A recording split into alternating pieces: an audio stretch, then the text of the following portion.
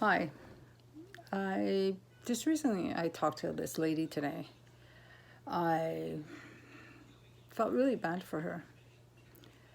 Like she was telling me about her IVF journey, and the doctor did a hysterosalpingogram, and they said that she had fluid in her fallopian tubes, and in order to do IVF and to get accepted with the government, you would have to have your fallopian tubes taken out.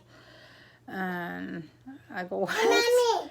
I go, it's like the same thing happened to me. And you're supposed to go through a laparoscopy to see if it is. And she goes, no, the gynecologist said this, to take it out. And she ended up having her fallopian tube taken out, only to be turned down for IVF. So now, in order to have children, she has to do IVF. And COVID hit, she lost her job, lost everything. She's depressed. And my heart went out to her. And I told her that it is possible, but it's like apply for the grants with Quebec for IVF and see if you can get it, and whatever you have to come up with, and just put a little bit away each month, and go for it. Mommy!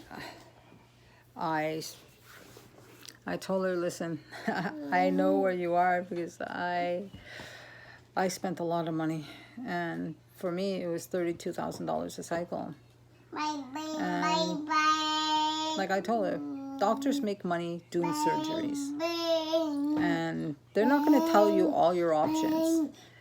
That one, do a laparoscopy, see if it is the case, and if it's not, then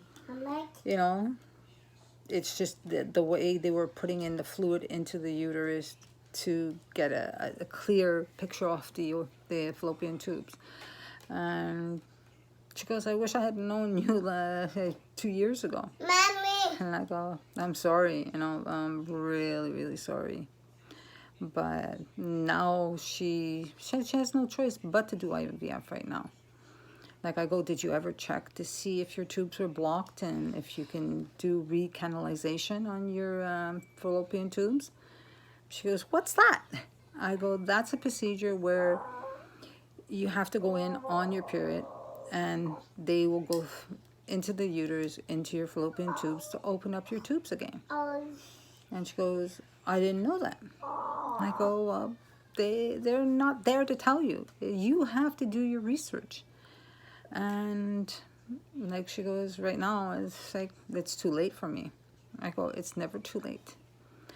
I go, you can become a foster parent. You can look after another child, and in their interim, save up money and do it. And like I told her not to cry. And I go, it can happen. And it's just saving money. And unfortunately, it does come down to money. And like I told her what happened to me, and like I told her, watch my YouTube channel, and you can hear what happened to me. And I go, it's like there's always abuses in the system, but you don't let doctors use you for a guinea pig. You have to do your research. You have to go on the web and go on YouTube and reach out to other people. And I really felt bad for her. Like she looks at my child, and she goes, you're so lucky. And I go, yes, I know I'm lucky, but I also have another child out there that I have no rights to. I have to get the DNA done. I have to prove what happened to me. Get the message out to Mr. Legault. Get an investigation done on the clinic. And that's what's important. It's the truth. And women helping women. Like I gave her my cell phone number, and I told her, reach out and I'll talk to you, and it's like, and I'll be here for you, and that if you need support, we can talk.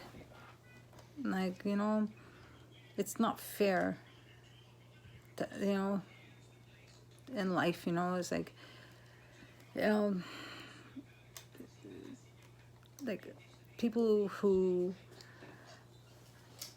deserve to have children don't. And then some people have children and they don't deserve to have them. You know, you hear horror stories and like on YouTube and everything, and you go, how could they do that? But love, you know, it's like, and I told her, reach out and become a foster parent.